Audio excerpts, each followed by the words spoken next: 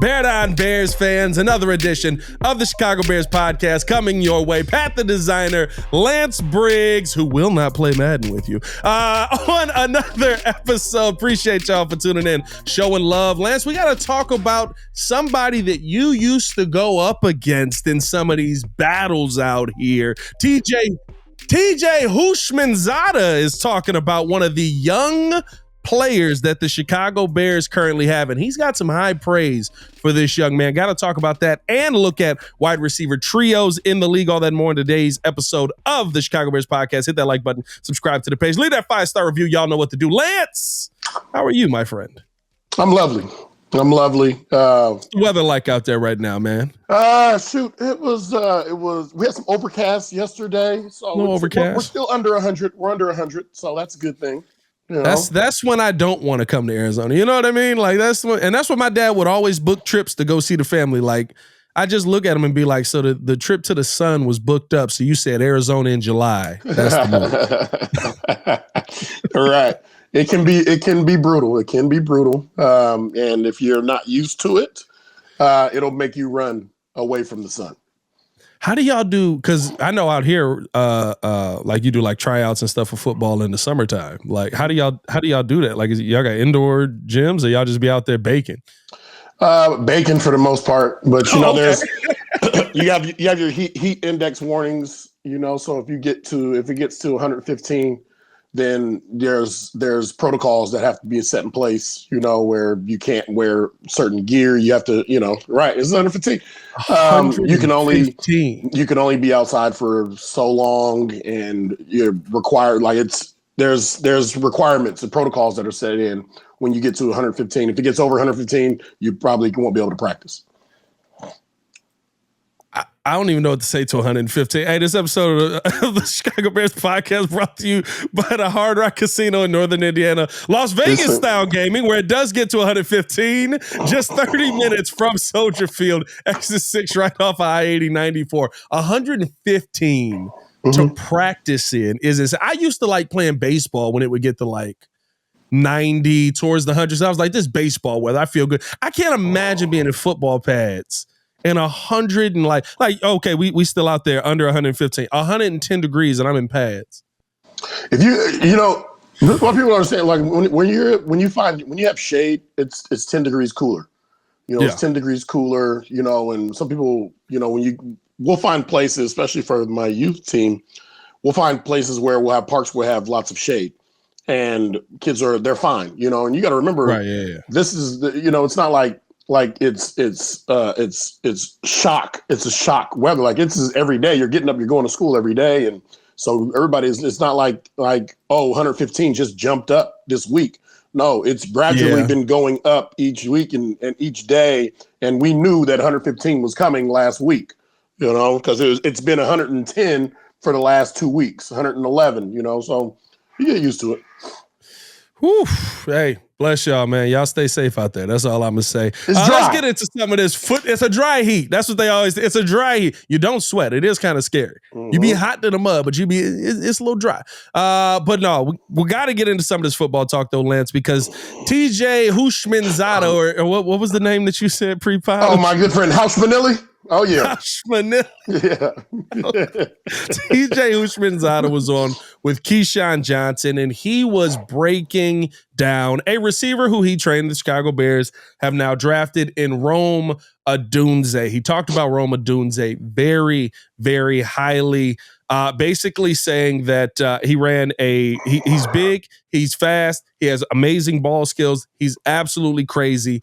He says he cannot compare him to anybody that is currently in the league. He has ball skills, maybe like Larry Fitzgerald, but he's faster. He's bigger than Devontae Adams, who also has great skills, and he's one of the best wideouts in this draft, if not the best wideout in this draft. Basically saying that we got an absolute anomaly with the number 9 overall pick.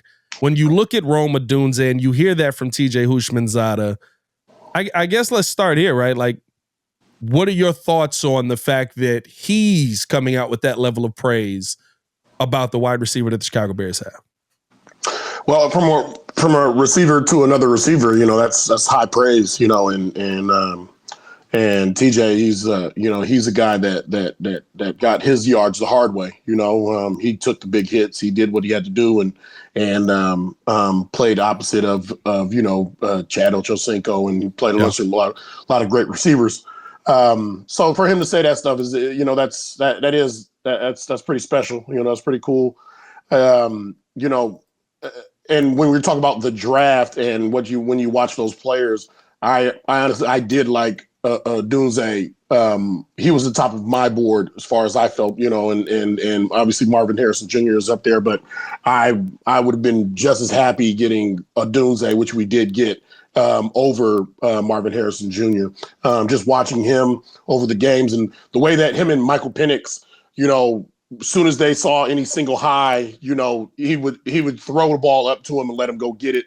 That is that's a big trust and skill that will translate over into the league. And at his height and his speed, and if he does catch the ball like Larry Fitzgerald, that does speak to a very, very dangerous Bears offense, and it's a weapon that is going to come in handy. When you talk about you want to put up 400 yards a game of offense, you have the ability to do that when you have a guy that you can always turn to and throw up and get positive catches out of him.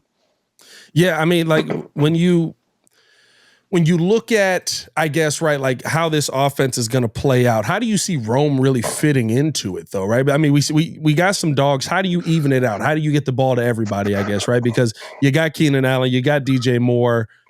To me, I see Rome Odunze as, at best, the third guy. I mean, of course, he can move up, and depending on injuries and stuff like that, he'll get more opportunity. But do you think that he'll be able to make that level of impact year one in this league? Well, when you have this many weapons, I think the most important part is number one is everybody to be unselfish. That's the part that is more important than anything else. You got to be unselfish. And if you don't force the ball because you don't have to, take the open guy, take what the defense is giving you. And if you do that, we'll be extremely successful.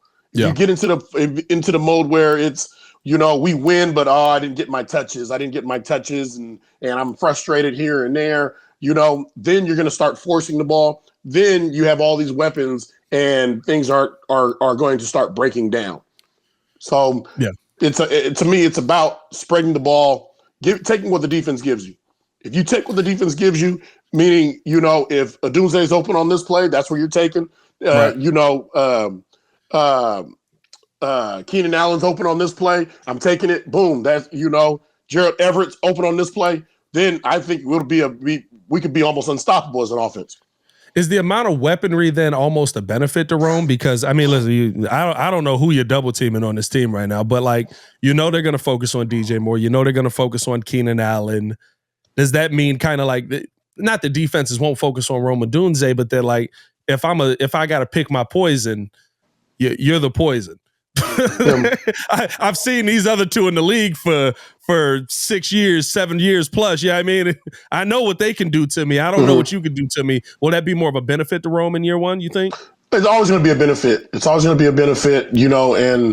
your primetime players or go-to players will reveal themselves as the year goes on. And again, you might go a couple games where your output, production output isn't as high, as far as catches. You're doing more blocking, you're doing more other things, leading the team, but your numbers will come, because defenses have to always shift toward what their tendencies are, what the tendencies of this offense. If the tendencies are, okay, they're moving toward Keenan Allen and Cole Kmet, your touches, it's going to come open. It's just the way it is. Rome Odunze is going to have his games. It's going to be fun to watch. Honestly, it's going to be fun to watch. I think more importantly, we got to make sure that we can protect and give enough time that Caleb can get the ball out, get the ball to all his weapons. Absolutely. I think that's still so key to me. And I know there's, you want to sit there and have – you want to sit there and have all the weaponry and all the guys that you can go to and all of that stuff. But at the end of the day, it is about having those dogs up front that can block. And I do hope the Bears did enough. I like Ryan Bates. I like Coleman Shelton. I don't love either one of them. I don't love Braxton Jones. I think on the left side, I've still got some question marks there. But if Caleb's getting the ball out quicker, with having more weapons, you have the opportunity to get the ball out quicker. I think that will work in the Bears' offense's advantage this year. And I mean, at the end of the day, Lance, we got a punter. It's going to be pinning guys on the one, so we're going to get the ball in great situations. Fourth round punter. Hey, there you go, baby. 4th round punter. Mm-hmm. You feeling any better about that, Lance? You feeling any? Hey, man, listen. Alex Brown was drafted in the 4th round. Okay, I love it. I wonder if this punter was drafted before Alex was drafted. It's interesting. If he was, are you going to mess with him about that? We gotta look that up. EO, see what pick AB was, and then we got to see what pick this punter. Are you going to mess with him on TV that a punter was taken ahead of him? Hey, no, not at all. You know what I mean? Listen. That was so believable. Right. You know, I want to see, when is the highest that a punter has been drafted in the draft? That would be interesting, right? If I'm not mistaken, this may be years ago, but I think there has been maybe it was a kicker. A first or second round kicker taken. Sebastian Janikowski was a first round kicker. Yeah. I remember that. But punter is crazy. That is, right? It's crazy. If you're taking a punter, we're taking you higher than Alex Brown could be taken overall. That's why Alex catching strays today. What's up with that? Alex Brown, 104. Tory Taylor was 122. Close, but no cigar. Very close. Close, but no cigar. That's almost there. Let's keep this thing moving along. Appreciate y'all tuning in, showing love. Hit that like button. Subscribe to the page. Appreciate y'all for showing love, as you always do. Let me ask you this, Lance, because TJ Houshmandzadeh is somebody who, I mean, I remember him being an absolute dog, and I think that he's absolutely valid to be speaking on and training young wide receivers. I would hope that Rome Odunze takes the aggressiveness from TJ and continues that in his career. But what was it about him that y'all were so good at stopping, bro? I mean, TJ's games versus you guys were first game against you, 2 for 5. He had 13 yards. Second game against you, he was 4 for 9 for 35 yards. Third game against you in his final season, he did not get a catch. What were y'all so good at shutting his side of the ball down? Oh shoot, man, I don't know. We had awesome corners, you know, and Peanut, you know, Tim Jennings. You know, we had a plethora of guys that go out there. Our defense, we were flying to the ball. We were probably just playing disciplined defense that day. You know, and so, you know, it's interesting enough, I played against him when he was at Oregon State, you know, when he was at Oregon State, you know, and I mean, they put a shellacking on us. This was the year they went and they played Notre Dame, you know, in the bowl game, but they had a hell of a team. And he was one of those guys. He was a guy that I think creeped up on those boards where people were looking at Chad Johnson, and they're like, listen, there's another guy on that other side that you really need to be paying attention to. And obviously he ended up having a very good NFL career. How do you, and I guess this kind of speaks to what the Bears are going to have to go up against week in and week out, right? Where if you have that guy that Chad Ochocinco, Chad Johnson, as he was at the time, that you know is an absolute dog, that you know can go out there and have a huge game against you, how do you focus on him while still keeping enough attention on the other guy on the other side of the field who can do very similar things? TJ, a very good receiver as well. You just have to be disciplined defensively. You know, defenses are they're built to be as sound as possible. You know, so the thing about defense, so you have these great weapons and stuff on offense. You neutralize that by getting your hands on these receivers, getting them off the mark, you know what I mean? Moving that quarterback, getting to the quarterback, you know, getting the quarterback off the mark, you know, getting him to throw the ball early, a little bit here or there. Now, if you have an offense where your receivers are just running free and your blocking is great, okay, everything works perfectly. Okay, now you add the other live bodies and you put those live bodies in there and they're doing disrupting the timing and everything of this offense. Then you give them problems. And so, What you really want to do defensively is make them go the whole way down the field, make them earn every way. Because if you make them do that, just talking like a 14, 15, 16 play drive, a mistake's going to happen. Yeah, it turns into a game of endurance almost, right? Like, hey, listen, if you gonna get in on play 15, you got in on play 15, and that was the one thing about y'all that, like, when I watched the 05, 06 defense, that it was always like guys could get yards, but when the red zone showed up, they had no idea. Like, all right, how do we get in there? Right. we can. Okay, we got down the field. Big play. We made a big play. Maybe beat somebody over the middle. I don't know, but. All right, now we got to score. How do we score? You know what I mean? And I think that's the part where when I look at this Bears team this year, that answer should be available to you when you see a Cole Kmet, when you see, right? We've got essentially, according to TJ, 3 wide receivers who, I mean, if Rome is what he's advertising, an absolute monster that has not been seen in the league right now. I'm not going to say in history, but right now in the league, tough comparison apparently. And you got 2 tight ends. You've got 2 running backs, 3 running backs possibly. You got Caleb Williams himself, who if he needs to could just be like, I'm gonna just run this one in. Yeah. Listen, again, on paper, we look formidable. All right. But that has to transition to the field. Absolutely. We can talk about this. We can talk about all this stuff and we're unstoppable. We're this, we're that, we're this, we're that. Okay. But until you show, because, I'm from California, the show me state, until you show me something, you've done nothing. All right. Do you agree with TJ that there's not a wide receiver right now in the league that we can compare Rome to? I mean, 6'4". He said he ran a 10,500 meter. So like I think he ran a 4.45 at the combine 40 times. He's like, he's faster than that. He's like, you go through all the combine stuff and y'all know how that goes. I was like, I don't know how it goes. Like, it was basically just training specifically for that. And he'll tell y'all about that story. But do you think there's somebody comparable to him right now? 6'4", 4'4", Larry Fitzgerald type hands. I don't know. I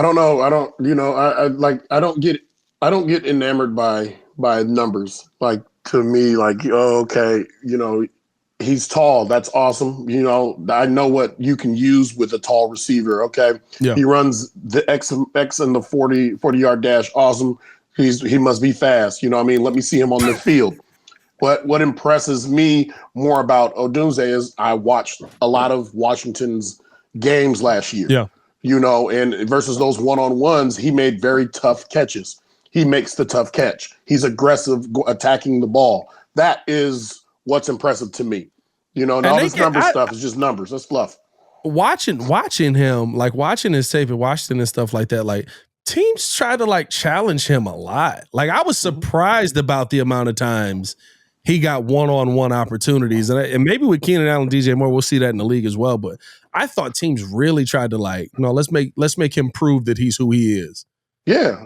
Listen, again, you're going to come across. See, the thing in the league is you're going to come across. He came across a Michigan at the end. Mm-hmm. All right, this was the top defense in the NCAA. Okay, they gave him problems. All right, yeah. He won some, he lost some. All right, so going into the league, you need to treat each one of these games. We have to consider on one of these games is like him playing against Michigan. You're going to win some, you're going to lose some. Some are going to be right in between. But that's what you're looking at. Do you want to have a real assessment or maybe a pseudo assessment of what the NFL is going to be like? Watch the tape against Michigan. Yeah, absolutely. They did a good job against them, and really, yeah. I think it forced him to be a little bit different than he had to be versus a lot of the competition. Like, he was like, all right, I gotta go a little deeper into the bag of tricks than I am right now. And that's what's going to be required. That's what's going to be required. Defenses are going to, you're going to start breaking the smart ones. They're going to break down who he is, what he does the best. Okay. You're going to try to take that away. Take away what he does best. Okay. And when he does that, that's when you find out what type of player you are. The NFL, they're going to try the best players. They're going to take away what you do best. Now, how do you respond? It's about how you respond. And that's when you become great. It's I guess, because this was another thing that TJ said, and it really stuck out to me that because of the situation that he's in, he's going to have a much easier transition into the NFL, and he could become the best wide receiver out of this draft with names like Marvin Harrison Jr. and with names like Malik Neighbors in it, because teams are going to focus on him that much less. Is it easier to get better quicker with more opportunity like Marvin Harrison Jr. is going to have? Like, yeah, everybody's focusing on him, but he's going to have all the opportunity in the world to take his lumps and improve from that. Or do you think it's easier when teams are kind of focused on the other people, but you get an opportunity to shine? Well, if you're not the number one receiver, then there's or number one or number two, then there's a whole lot of less pressure. There's less pressure on you, obviously. So from a development standpoint, if you don't have a lot of pressure early on, you can develop, you can play behind these veterans and learn a lot from them. Cool. If they thrust him into the number two spot, Keenan Allen goes down. He, as great as a receiver as he's been, he had been injured, and so, with 17 games being played in the NFL, good chance he probably isn't going to play all 17, and so with that, you get an opportunity to go from the 3 to the 2, or move stuff around, there's plenty of opportunity for him to showcase, his ability out there, and again, in order for him to get that ball, we got to be able to protect, and Caleb has to be able to make that throw. So a lot goes into him, not just him moving into this position or being able to showcase stuff. There's a lot goes into just being able to get the ball to him. Yeah. Listen, at the end of the day, receiver's no good if the ball don't get his way. I've seen many a good receivers here in Chicago, and we didn't think they were as good as they were because the ball didn't get to them. And the other thing too, is each year that we've been here, we've been a Chicago Bear fan, or we watch this on TV. We say, okay, we want to throw the ball, but why aren't we running the ball? Why aren't we running the ball? Why are we dying on the sword of trying to throw the ball when the run is open and it's there? Yeah. So again, we can talk about all these receivers and everything, but until or is it going to be, okay, we're just going to throw the ball? Obviously, you got Shane Waldron. That's what he did.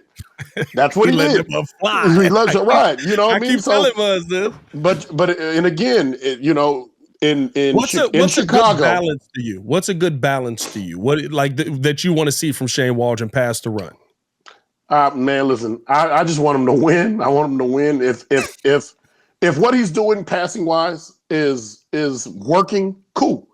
But the reality is you need to run the ball. You do. Yeah. You do. And if you don't have a plan for it, you'll be like Matt Nagy, and we don't have a plan for it, and we'll be stuck off, and we'll lose games that we could have won if we would just said, okay, let's run the ball. Yeah. So we'll see.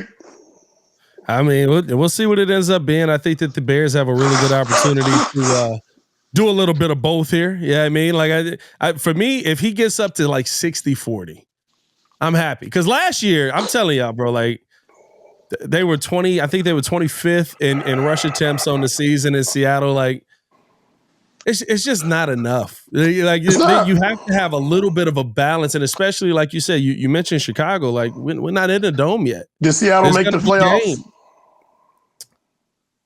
Not last year. Year before they made it, but they were what 8-9 last year, 9-8, 8-9. Right, and so and he's I don't even know what the ratio was, but the ratio pass to run in Seattle was less than it was more than 60-40. I'll tell you that much. Oh no, yeah, it was more probably, than 60-40. It was probably 75-25. Right, 75-25, maybe even a little higher, but and it did not equate to getting into the playoffs. So just sometimes we're too smart for ourselves. Some of these coaches are too smart for themselves. Don't overthink it. Don't overthink it. Take what the defense is giving you. And I think Seattle's a great comp, right? Because, and I understand, right? Offensive line struggles. They had a bad offensive line. We had a struggling offensive line here as well, right? Quarterback struggles. They got Geno Smith. We had Justin Fields last season, and they both end up taking their lumps. Offensive lines, they're, offensive line's going to struggle when you play against good defensive doggone lines. Yeah. You know what I mean? So you have to recognize who you're dealing with too. You come in with a healthy Cleveland Browns defensive line, you got to have a plan in there. You got to have a plan in there, Yeah. You come into a healthy San Francisco 49er line, You got to have a plan for that. All right. Yeah. How much does the plan change during the week if it's like, right, like, okay, we playing who's a bad team right now? He's got a bad defensive line. We playing, well, no, the Giants just got better. They just got Brian Burns. Jacksonville just lost Brian Burns. Or not Jacksonville, Carolina just lost Brian Burns. Right, we playing Carolina this week. Here's our blocking scheme plan. Then we got San Francisco next week. How much change is going into that week by week? Oh, it's a lot. Yeah. There's a lot you're going to be able to do against Carolina that you won't be able to do against the Niners. Yeah. You know, and you walk into the room, against Carolina and you say, hey guys, you know that you're opening up that playbook. You walk into that room and you're getting ready to play the Niners. You're going to say, hey fellas, hey, we have to tighten up. This is the game plan that we're going to have to go with to be successful because they're crashing on those outside edges. We're going to have problems being able to get timing. So we're going to have to throw that off with screens, draws, and things like that to kind of offset them, chips. A lot of things we have to go into with when you have a top pass rush. Yeah, I mean, we'll see what this team is able to do. I think there's going to be a lot of fun this season. I think we're going to have a lot to look forward to, and it does predicate on a lot of these offensive line pieces they brought in. The insight of Lance Briggs, always a great time on the podcast. Before we let you go, Lance, I got to ask you about one more thing, not Bears related. Okay. Did you get a chance to watch Anthony Edwards go up against Denver? The Minnesota Timberwolves. He's got a nice team. I'm not going to just say they're nice. Edwards. They are nice. The Minnesota Timberwolves versus the Denver Nuggets. Did you get a chance to tune in on that game at all? Man? Listen, no, but I did see the highlights. Highlights because he is the new face of the NBA. Face of the league already. You there. You're there. Come on now. You're there. Come on. Yeah. Hey, listen. He said I can put trash ball. I'll be great at it. You put me on the field, I'll be great at it. I would have been great at it. I've been great at baseball, been great at football. I like it. You know? He's drawing a lot of, and he has said, I wish these comparisons would stop. He's drawing a lot of comparisons to somebody who is goated, not just in this town, but in the world. One Michael Jeffrey Jordan. Yeah. Now, comparisons to his game, long way to go. To how he goes out. Yeah, I mean, long way to go. Long way to go. But if he stays consistent, and be a finisher, start winning championships, continue to win championships. Hey, you know. Legacy wise, I don't listen. You got to do a lot to get the Jordan, right? There's a lot that has to happen. But when you watch his game, and especially, right, you said you watched the highlights. I mean, that's where you're gonna see a lot of it, right? Because that's what Jordan was putting on the show with. Yes, indeed. Do you see a little MJ in there? You see a little MJ in this game? I definitely see an all around player that he's really fun to watch. He's exciting. To me, I think he's got the pedigree. He's certainly got the pedigree, you know, and it's going to be a fun ride to see where it goes. That's to be honest with you. I think that there's an opportunity there, you know. I certainly is an opportunity there, and it's early. It's real early, man. Let's see what happens. We haven't seen a player with that, to me, that perfect balance of like, when we in between these lines, I'm going to kill you. But when we outside of these lines, hey, listen, y'all talking about I'm MJ. I don't need that. I'm not trying to be the GOAT. I'm just trying to win day by day. Like, it's like he knows the perfect way to play this. I really wonder if he knows how much of a fan base he can build off of attitude and facial features alone. Because listen, I was watching this game this weekend and I was like, where was Michael in what year that would have been? He's 2024. Where was Michael in 1998? What city was he in about 9 months before Anthony Edwards was born? Because I'm seeing some comparisons here. Yeah. NBA playoffs has been fun, man. NBA playoffs has been fun. Your Kings didn't. What happened, Lance? What happened this year, man? And so when you ask, did I watch the game? No, that's why. No, there's two things. You know, my Kings are out of it, so I get a little salty about watching other teams' success. And then it's, you know, I live in a border state, you know, and it was Cinco de Mayo weekend, so it's a big deal, you know. Have my sombrero, man. We partying out here, yeah. I'm not mad at that. Not mad at that. Little tequila. You a mezcal guy, ain't you? You mess with the mezcal? I'm not normally, but there was there was definitely some margaritas out here. Woo! Oh yeah, I'm here for it. I'm here for it. I can't go. You never can go wrong with margaritas and tacos. Mm-hmm. I don't care who you are. Lance, appreciate you pulling up, showing love as always. Hey, for you guys out there, let us know how you guys feel about Rome Odunze. Hit that like button, subscribe to the page, leave a 5-star review. Y'all know what to do. For Lance Briggs, I'm Pat the Designer, back at it again. Y'all stay safe out there in Chicago. Bear down. Peace.